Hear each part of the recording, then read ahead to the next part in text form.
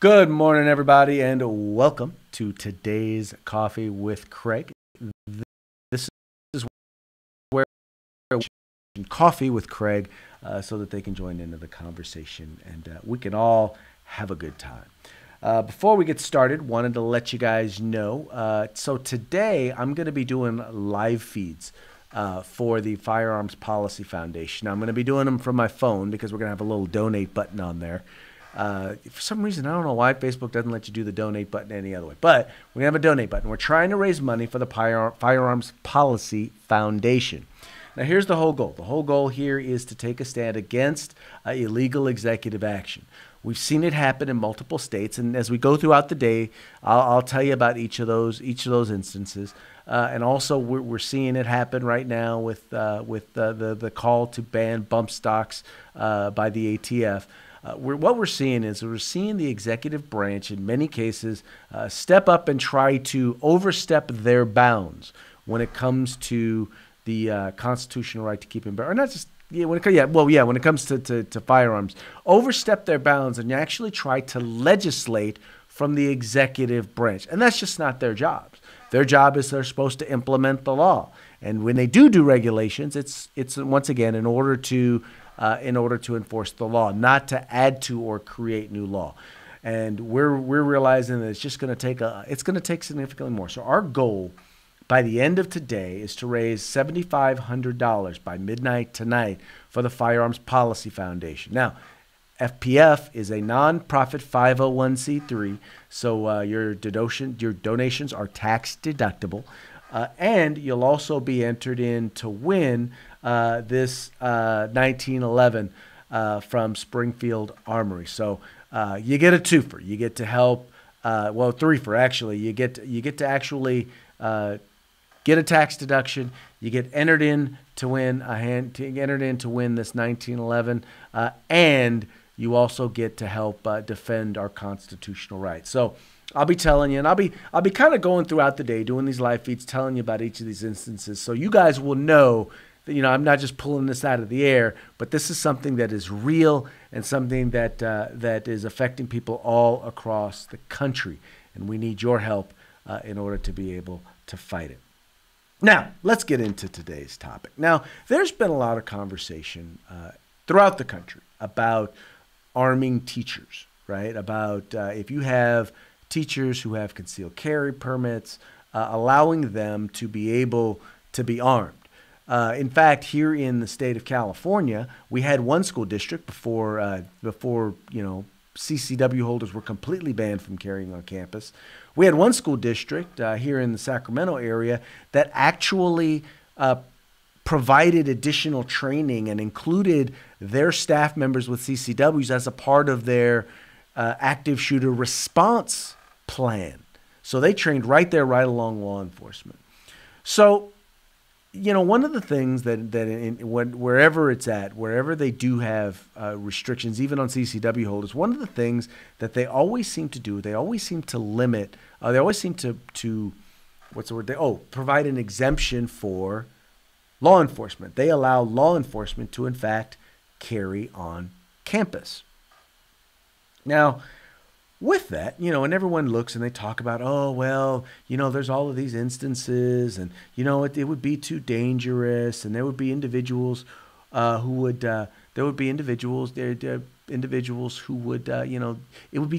be dangerous. It would be dangerous. Can you imagine teachers having loaded firearms on campus? Well, there was a story out of Seaside, California, where there was in fact a teacher who had a firearm on campus, and the gun actually went off. Let's check out the story, and I'll give you the rest of the story on the other side.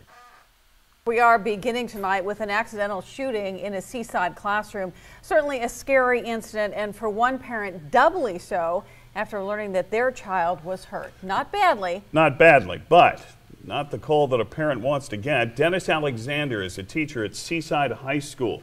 He's also a reserve police officer with Sand City PD. He was apparently giving a public safety lesson in the classroom. The gun went off while pointed at the ceiling. We're told 3 students were injured by falling debris, and tonight we are hearing from one of them. Action News reporter Sierra Starks is live in Seaside with tonight's top story. Yeah, good evening, Aaron. The student you're about to hear from told us that usually in these public safety demonstrations, a prop gun is used, but this time it was a real gun. 17-year-old Furman Gonzalez was one of the students injured when his teacher, Dennis Alexander, was checking to see if the gun he brought to his administration of justice class was loaded. That's when it accidentally went off. You could see like splatters on the ceiling, like splatters of the fragments on the ceiling. Some of those fragments ended up in Furman's neck. And then I look at my shirt like that, and there's like blood on my shirt, and then I like wipe my neck kind of, and a bullet fragment comes off my neck. Furman says Mr. Alexander excused himself for a moment, came back and apologized, but class continued. I left school to make sure the metal was out of my neck. That's when he called his dad. I couldn't believe it. I couldn't believe it. I just kept saying, what? On the phone, what? I couldn't believe it. It's just so crazy that the teacher teaching them about gun safety shoots one off and hits the ceiling, and then hearing that he got hit was just, just crazy. Firearms are forbidden in classrooms around the Monterey Peninsula Unified School District. We have to have a safe environment for our kids, and clearly in this incident, it was not, protocols were not followed. Mr. Alexander has been a reserve police officer for Sand City for more than a decade. This incident at Seaside High comes at a time when the national debate about arming teachers now hitting close to home for this Seaside family. This was an incident with a trained professional. If you just give them to everybody, a teacher at the school, this could happen again and again, and it could. Okay, so now you guys know. So to give you the kind of the once again the rest of the story is understanding that the teacher who fired the firearm was in fact a reserve officer. Now the interesting thing is that that's not what the headline of the story reads. But at least I'll give them this credit for this. They did actually address it relatively early in the story. But the interesting thing that I found here was, once again, this assumption that because this individual was a law enforcement officer, that they were highly trained. And you heard what the parents said. This is a quote-unquote trained professional. Now, what a lot of people don't understand is that the average law enforcement officer doesn't receive a whole lot of additional training after they go through the academy, or they get their post-training, at least in the state of California. I don't know in the state of California what additional requirements there are for training for law enforcement. I don't believe that there are any requirements. Now, there may be specific requirements from department to department, but as far as I know, there's no additional training required. In fact, what you will generally find when it comes to law enforcement is that you will find as wide an array of people who are experienced and knowledgeable of firearms safety as you will with the average individual. I did an interview just yesterday where I was talking with someone about this, and what I noted to them was that the only actual training that a law enforcement officer is required to take is they take their post-training, which is about 16 hours worth of training, 16 to 24 hours worth of training in the academy.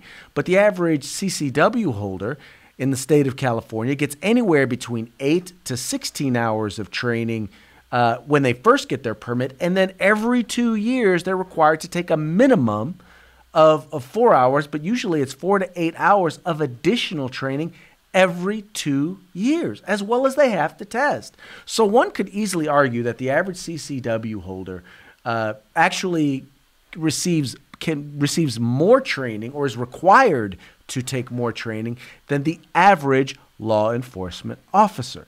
And this is not a unique incident.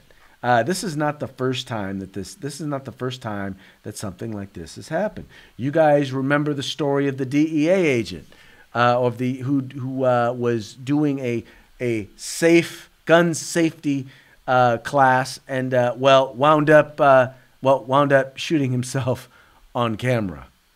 I have a gun on my side right here. Just this week, at the beginning of the week, a young boy, not even 16 years old, was killed because he was playing with a gun. And see, this is an unloaded gun. Right here, Mr. Cup. No, empty weapon. Empty weapon. This is a Glock 40. 50 Cent, Too Short, all of them talk about Glock 40. Okay, I'm the only one in this room professional enough that I know of to carry this Glock 40. I'm the only one. Right? No more. Is everybody all right? You all right? And here's the deal, folks. Look, I'm not doing this. I'm not showing this because I'm trying to denigrate these officers. Here's the thing that I'm trying to point out. What I'm trying to point out is this: is that to make the assumption that law enforcement receives additional training and therefore is more qualified to handle a firearm, to have a firearm on campus, that a security guard, once again, armed security guard on campus is preferable to even an individual CCW holder who's required to go through additional training. It's a false narrative. And it's important for us.